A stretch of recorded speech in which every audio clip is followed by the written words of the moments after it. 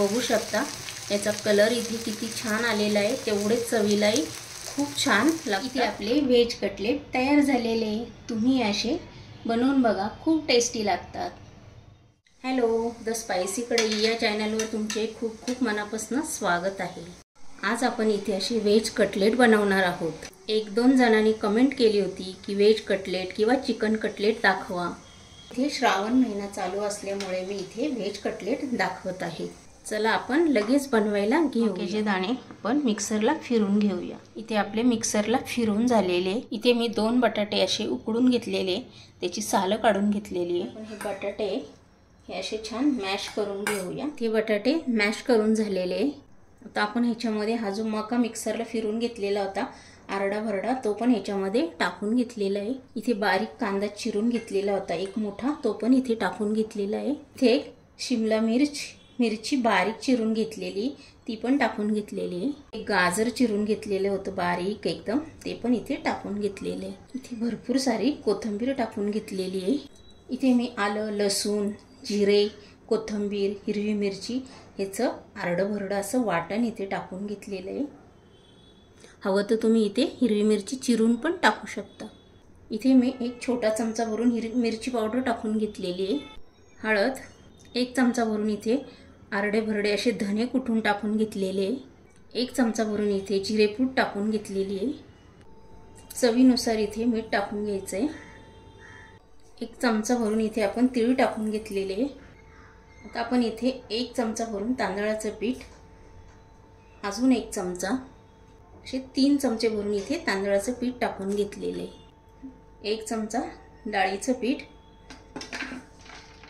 अजून 1 चमचा डाळीचं पीठ आणि हे 3रा चमचा। इथे 3 चमचे भरून आपण डाळीचं पीठ पण टाकून घेतलेले। आता आपल्याला हे छान मिक्स करून मळून घ्यायचंय।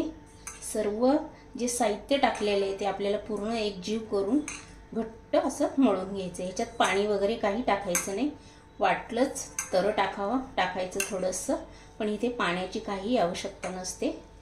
मका जो आपण मिक्सरला फिरून घेतलेला असतो तो ओलसर आहे, बटाटा, शिमला मिर्च, गाजर हे सगळं ओलसर असतं, त्याच्यामुळे इथे आपल्याला पाणी टाकायची काही गरज नाही। आता आपण हे छान मळून घेऊया। थोडीशी आमचूर पावडर टाकून घेऊया, त्याच्यामुळे आपले कटलेट खूप छान लागतात। आता हे छान मळून घेऊया। इथे आपलं छान असं मस्त मळून झालेलं आहे। एका वाटीमध्ये आता 2 चमचे कॉर्नफ्लॉवर टाकून घेत आहोत। इथे आपण थोडं थोडं पाणी घालून इथे पेस्ट तयार करून घ्यायची आहे। घट्ट पण नाही, पातळ पण नाही, परफेक्ट असंच बनवायचं आहे आपल्याला। इथे असं हातावर तेल घ्यायचं,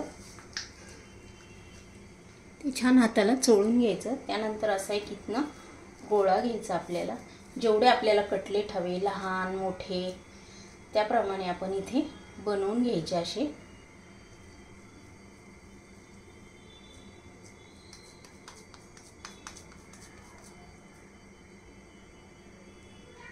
हे बघा, इथे एक सारखे आपल्याला असे कटलेट इथे बनवून घ्यायचे।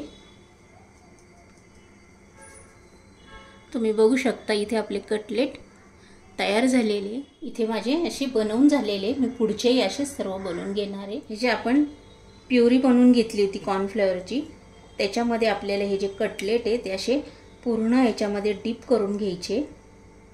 याप्रमाणे सर्व असेच मी बनवून घेणार आहे। याच्यामध्ये भिजवून सावकाश सोडून घ्यायचे। इथे तेल गरम असतं। 3च कटलेट इथे आपण सोडून घेतलेले। मी इथे शॅलो फ्राय करून घेत आहे। तुम्हाला डीप फ्राय करायचं असेल तर तुम्ही इथे डीप फ्राय पण करू शकता। फक्त हे चेंज करताना सावकाश करायचे, तेल उडण्याची शक्यता असते, म्हणून एकदम सावकाश करायचे। तुम्ही बघू शकता याचा कलर इथे किती छान आलेला आहे, तेवढेच चवीलाही खूप छान लागतात।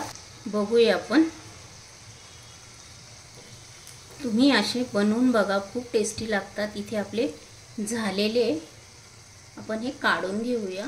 तर इथे मी दुसरेही असेच सोडून घेत आहे। शॅलो फ्राय करताना आपण गॅसची फ्लेम ही मीडियम ठेवायची, जास्त हाय पण नाही आणि जास्त स्लो पण नाही ठेवायची। आणि तुम्ही बनवून बघा, खूप टेस्टी लागतात। आता आपण याची साइड चेंज करूया। तुम्हाला ही जर माझी रेसिपी आवडली असेल, व्हेज कटलेट मका टाकून बनवलेले जे कटलेट आहे त्याची रेसिपी आवडली असेल तर लगेच लाईक करा, कमेंट करा. चॅनलवर नवीन असेल तर सबस्क्राईब करून घ्या. हा व्हिडिओ शेअर करा. आणि अशाच छान छान रेसिपी घेऊन आपण पुन्हा भेटूया. बाय.